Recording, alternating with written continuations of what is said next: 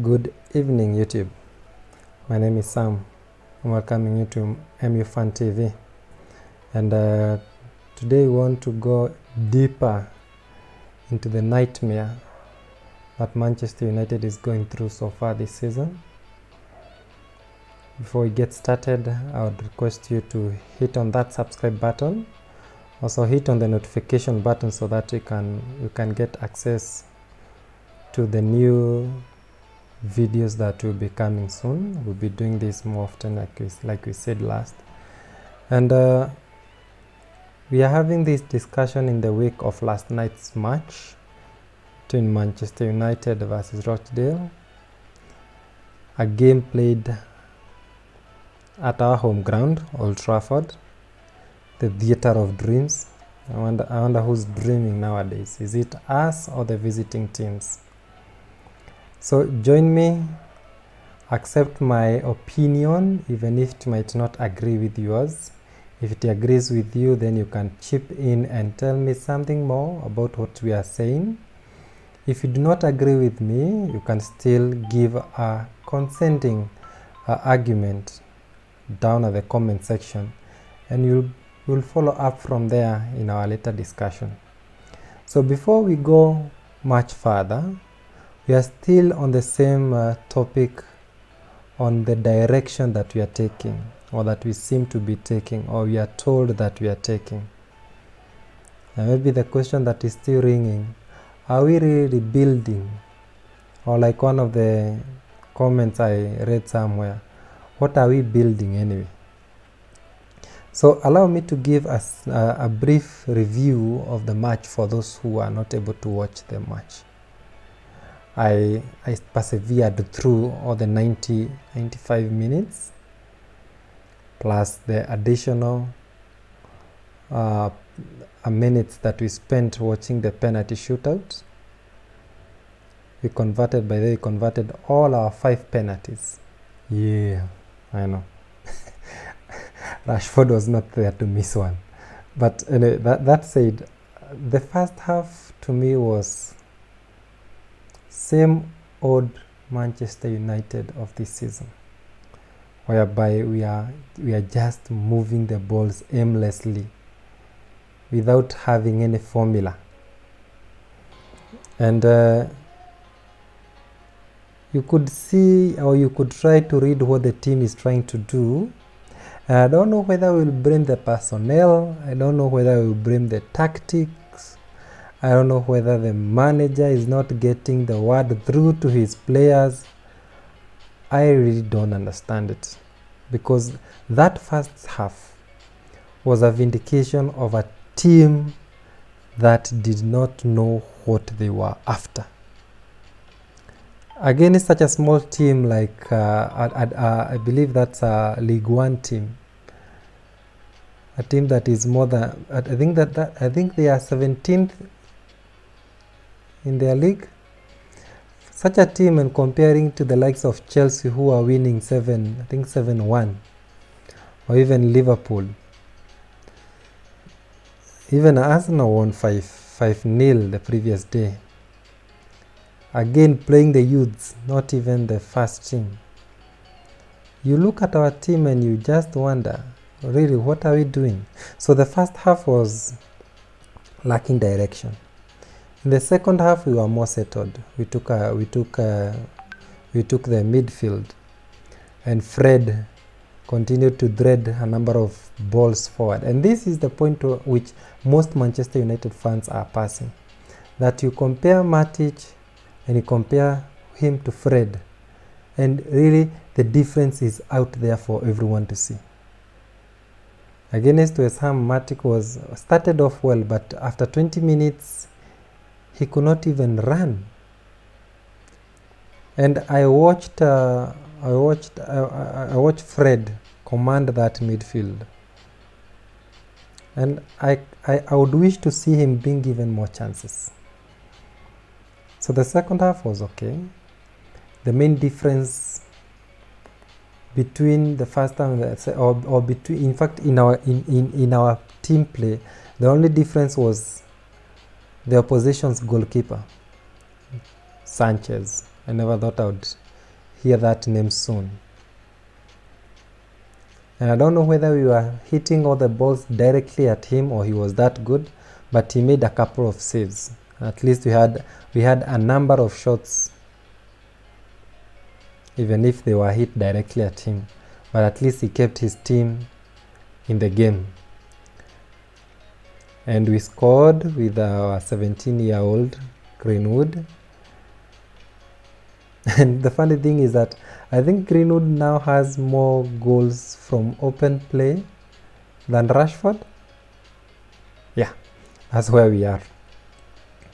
And then minutes on, if we thought that a 17-year-old scoring was such a big issue, Rochdale responded with a masterstroke of their own, whereby a 16-year-old scored the equalizer.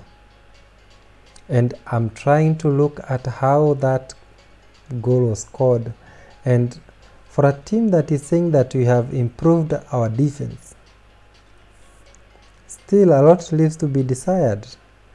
That cross, if you can call it a cross, should not even have come through. In fact, it wasn't even a cross.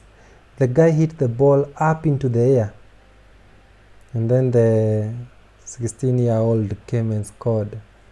Anyway, I don't want to go into the details of calling him a 16-year-old, because as far as I'm concerned, if I'm 16 years and tomorrow will be my birthday for the 17th, then am I 17 or am I 16 years old? But even if he was a 19-year-old, it doesn't dispute the fact that we should not have been conceding such a goal at such a minute. I mean, what do we have to do to get clean sheets even at home? And I cannot blame it on the keeper, but I think we need a change of strategy, a change of formation. I don't know. I just don't know. Where we are right now, I don't know where we are. And maybe it's evident that when it rains, it pours, because there's nothing that we seem to be doing that is making sense. And so we had to be taken to a penalty shootout. And that is nobody's game. We cannot sit here and celebrate how we were very good in penalties, because at one time you are good, as we have seen, while at another it will cost you points. And I cannot tell you that I saw anything from my manager, Ole Gunnar Solskjaer, that really gave me hope that even he was understanding what we were doing. I didn't see it for all the 95 minutes. I could not look at him and say, that's a manager who knows what is happening in our team. I couldn't. So let me not bore you much with the game. But I also want to look at the community and see what they are saying, whether I'm the only one who is complaining, or whether I'm the only one who is not seeing the bigger picture. Allow me to review something I've seen on social media, and maybe I'll be fast with it. We're already 8 minutes into the video. Don't forget to subscribe, don't forget to like, don't forget to comment. And the first comment was from a guy, calls himself a troublemaker, and he was asking, what are we building actually? And this was in response to our previous video about, are we really rebuilding? And another guy on Twitter called Peter, he said that this club has drained every bit of excitement any fan could ever have for football. No ambition, direction, passion. It's dead on its feet. This youth propaganda is a cover-up for the complete mess we are in. Cannot believe how low we are sinking. And to me, that is a summary of what is in my head. Because Peter has hit it point on. He has hit the nail on the head. That there is no passion in our team. There is no direction. Nobody seems to be bothered. Nobody cares anymore. After the game, everybody goes home and that's it. Now, I also saw another comment from a former Manchester United player, Paul Ince, and it was intriguing. But I think of Ole in the same way I do Lampard. And this, to me, this is a very vital point, because we are trying to compare managers who are being given a chance. Two young managers lacking experience, thrown into two massive clubs. But if you give me the choice who I would rather be watching this season, it will be Chelsea all day long. And that hurts me as a former United captain. He continues to say, at least when I look at Chelsea, I see what they are trying to do. The way they play, their identity. They are pressing high, getting tight, and creating chances. They can only get better. Can anybody tell me what United are trying to do? Because I have no idea. And this is the point that I've been saying, and some people came against me when I did the other video, that I was being too negative. But he is a former captain who also loves the team. It doesn't mean that he has stopped loving the team. But you can see even him, he doesn't see this direction that we are saying that we are putting on. And Paul Ince, to me, that was nailed on in terms of the complaint. In another comment, allow me to share more, because I want to show you that it is not just me who is saying this. And this is from Marty. Again, the Lampard comparison is back. Lampard has a transfer ban and went fully in with his youth, and they have a direction, a plan. Their youth are doing it in the EPL. They won 7-1 tonight with their youth. Our youth is a cover-up. Do not be tricked by playing Greenwood for 10 minutes in the league. Playing Greenwood 10 minutes in the league isn't playing youth. Point on. And I remember raising the same point. Why are you giving Mata so many chances when you have so many other young people who can even be doing better than him? Yet we are saying that we are rebuilding. What are we rebuilding with Mata? In fact, what has he done so far to show that we are going anywhere, or to vindicate his position in the team? Because I'm worried for my team. I've complained to a point that sometimes I'm feeling just like the players, that maybe I should not care that much. I mean, somebody said that Man United are struggling with the same team Manchester City under 21s beat some weeks ago. And this is vindication that even when we are saying that we give it time, I'm trying to compare with our opposition, or with fellow stragglers, if you may call them. And really, I don't think us giving it time is solving anything. I don't think the solution is us waiting. And I'm not saying that we wake up today and fire Solskjaer, but maybe he deserves to be put under the microscope. So here is another question. We were told we are heading in the right direction under Ole. Imagine what would happen if you are heading in the wrong direction. That is my same point. What if you are saying that we give the manager more time, yet in fact we are going in the opposite direction? Because what have we, let's be realistic. You look at the team today and look at the team last season. Can we say that you are performing any better? Can we say that now we can see the light at the end of the tunnel? Somebody compared Manchester United with Leicester City, that we narrowly beat the other day. That Brendan Rodgers, who doesn't have the Leicester City DNA, was appointed 2 months after Ole Gunnar and already fixed his team. But Ole, apparently, who has United DNA and knows the club, needs 5 transfer windows to beat Palace, Wolves, Southampton, West Ham, Cardiff, and Rochdale. Imagine if he didn't have the DNA or know the club. Because I've tried to compare my team with the small teams. I'm not even comparing us to Man City, who we shouldn't even be put in the same breath with. I'm not even comparing Manchester United with Arsenal. But look at the teams that are considered to be between position 6 and position 13 in the league. And even them seem to be knowing where they are heading by us. Yet we are saying we give ourselves time. I'm almost coming to an end. And this is the part where it killed me last night. As if the penalty shootout was not enough, I listened to my manager say something that I thought I would not hear from him. We handled it, that's the penalty shootout, really well. Everyone wanted to take the penalties as they did against AC Milan and Cardiff during pre-season. I'm very pleased with the confidence.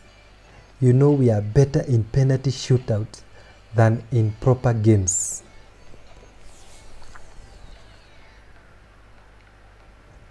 That is my manager. I mean, seriously, that is my manager giving a review of the game. Did you know that Manchester United have failed to score more than once in 17 out of the last 20 games under Solskjaer? The lack of quality and depth in a squad with 332 million wage bill is staggering. These are not my words. But I hope you are now seeing the point. I hope it is sinking deep. Because I do assure you, there is something rotting in this team. There is something terribly wrong with us. And I know, let me summarize it as saying there are 3 problems within our teams. 3, the management. Ed Woodward is doing his bit in keeping us afloat in terms of a business. So let's blame him for doing his job, but also let's blame him for not bringing in a guy well in terms with football who can do the transfers. A director of football. That's the only blame I can put on him. Secondly, we have a problem with a manager who is tactically inept, for lack of a better word to use. And then lack of personnel. The players who are there do not seem fit to wear that shirt. And as fans, we need to be selfish. Selfish in the point that we have to fight for what we can change. We cannot tell the team to hire a director of football. They might not even listen to us. But we can influence the managers that are put in place. We can influence the players that we bring in. And maybe now here it brings them then the question, what comes first? A better manager or the better players? Because if you're saying that Ole is here to bring out the dead wood in the team, then you also now have to understand that this same person should be given the power to hire the new players. So if he cannot hire the new players, then he should not be given even the power to fire. I'm so much disappointed. I respect the manager as a player, a former player that has won us matches. But past that, I want to tell it to the world that I think I've given up hope. I don't see us turning the corner. I don't see no team direction. And I don't think that he can come back from this. I think as fans, we have to allow the rain to beat us until December, or until the end of the year. Then if nothing changes, then maybe we should reconsider and count our losses. Alternatively, the manager can put us out of our misery and accept defeat if he's defeated. And if the management is not supporting him, then he needs to come to us and tell us so. if it's the players, he needs to bring out the ones who are not listening to his tactics. Otherwise, the ball is going to roll back on him. So I'll end the stream there. I'm hoping that I was able to put my point out there for all to see it. Remember to comment. I would want also to hear from you to know whether it's only me who is seeing the heart, or maybe we are out there and there are many of us. I don't want us to start thinking of bringing out the banner, but maybe you should start buying the fabric. That's what I have to say. So subscribe, like, have fun, and let's wait for Monday. Somebody was joking that if Unai is not able to beat Manchester United, then maybe he should even be fired. Yeah, that is the magnitude of the lot. Have yourself a great evening. Enjoy yourselves. I'm out.